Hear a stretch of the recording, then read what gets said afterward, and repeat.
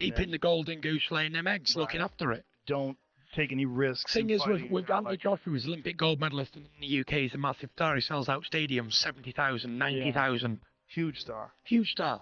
The reason I say it's a win-win for Jake Paul is because, listen, if he wins, then he's beating a former heavyweight boxing world champion, certainly one of the best heavyweights of his generation, and of course, a man that is way bigger than Jake Paul. Of course, it's a win. And if he loses, it's still a win for Jake Paul because he had the balls. He was man enough. He was willing to test himself. He would prove everyone wrong, all his critics. Come out of the blue, but it's intriguing. And I think from Jake's perspective, I think, he's had a lot of criticism about, he is a pro boxer now. The way you want to look at it, he trains as a pro, he's fighting as a pro. They said it's about time he fought some. Is Anthony Joshua chasing glory or just cash? Joe Rogan and Tyson Fury are questioning Joshua's shocking decision to face Jake Paul. They argue his focus, and that of his team, is more on money than true competition. Fury emphasizes that real heavyweight challenges lie with him or Deontay Wilder. By picking Jake Paul, Joshua seems to be making a business move, not a fight that tests his true mettle. Because this is business at the end of the day. Mm-hmm. And if I was his management team, I'd say stay away from Fury, stay away from Wilder, we'll just fight the rest of the people and keep making plenty of money. Why do we need to fight these? Michael Bisping doesn't hold back when it comes to breaking down the idea of Jake Paul taking on Anthony Joshua. His point is simple but brutal. Jake has almost nothing to lose. Bisping explains that Paul has positioned himself perfectly. If he wins, the hype and praise will skyrocket, giving him credibility that critics say he doesn't deserve. Even if luck played a part, beating a former unified heavyweight champion would catapult him into a new stratosphere of recognition, something even seasoned pros find nearly impossible. But here's the kicker, even if Jake loses, the result could still be a win in disguise. Stepping into the ring with a world-class heavyweight automatically elevates his status. Bisping highlights how this maneuver makes Jake look fearless, ambitious, and willing to challenge someone far beyond his normal level.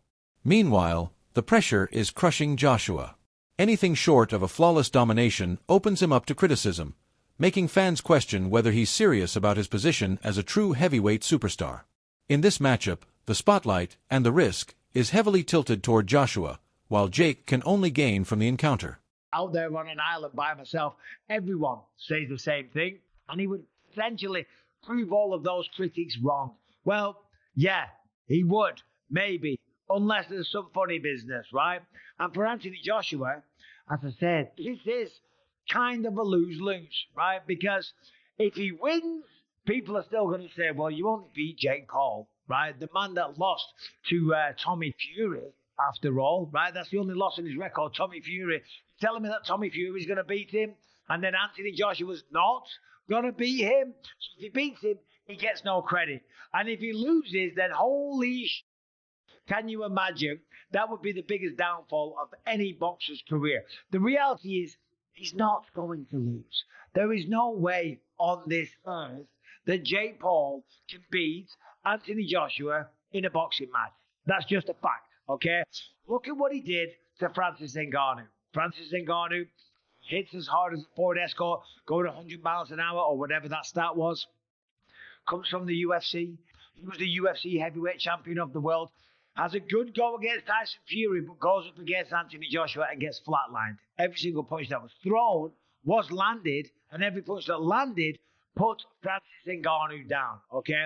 So to stand there and think that Jake Paul, who's much, much smaller, who has way less experience, that doesn't weigh anything near him, is going to have a chance, and not to mention the technical ability. Let's just talk about that. Not to mention the technical abilities or experience. We're talking about an Olympic gold medalist, remember, from back in the day, who's then gone on to become a true British boxing icon, or a worldwide boxing icon, let's be honest, right? There's no way that he loses. Joe Rogan doesn't mince words about Anthony Joshua, an Olympic gold medalist and one of the most feared punchers of this generation. He believes Joshua would step into the ring with one goal, to send an unmistakable message. This isn't just about winning, it's about making Jake Paul rethink ever calling out true heavyweight champions. For Joshua, every jab, every punch, and every move becomes a statement of absolute dominance, proving he's still a force no one can underestimate. God, if he beat Anthony Joshua, good Lord, Good Lord. I mean, that's a big if. Right? I mean, Anthony Joshua, I do not think- Olympic gold Yes. medalist, former heavyweight champion of the world. What he did to Francis Ngannou, I like, know. good Lord. Yes.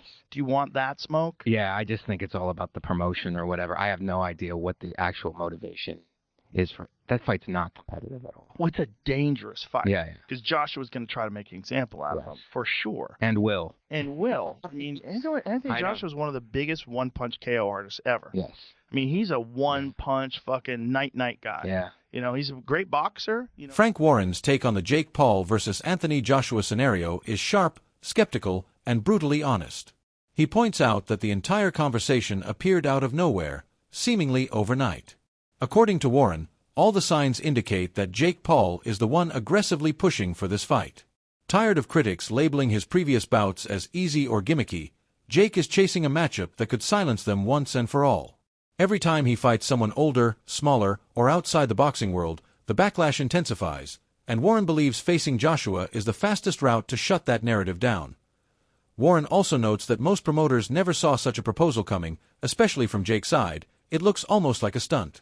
Yet, beneath the spectacle, the YouTuber-turned-boxer seems genuinely determined to prove he can handle a real heavyweight test, stepping up with ambition and no fear of the spotlight. It's not a fight I even thought of. I mean, it's nothing to do with me to start with. I mean, it come out of the blue, but it's intriguing. And I think from Jake's perspective, I think, he's had a lot of criticism about, he is a pro boxer now. The way you want to look at it, he trains as a pro, he's fighting as a pro. They said it's about time he fought some. I've seen some of the stuff, Jim said, when's he going to fight someone? Well, he's gone from one extreme to the other. That's what he's doing. So if that fight happens, you've got to take your hat off to him. He got called up by Andre Ward, AJ. Would you rather see Jake fight AJ, which is obviously, as we know, a mismatch, or Andre Ward, who's been retired for, 4 years? I'd much rather see AJ fight Tyson. Oh, please. But I dread to think how many we times don't know if you've that's done going to this. happen because the big man, he's filming, he's not made his mind up what he's going to do. And Ben Davison doesn't sugarcoat his view on the Jake Paul versus Anthony Joshua matchup. He takes a brutally honest approach, comparing Jake's chances to Francis Ngannou's fight with Joshua. Davidson reminds everyone that Ngannou, a natural, massively powerful heavyweight, couldn't withstand Joshua's force for long. Watching Joshua dismantle Ngannou so efficiently, he argues, exposes the massive gap between elite heavyweights and crossover fighters like Jake Paul.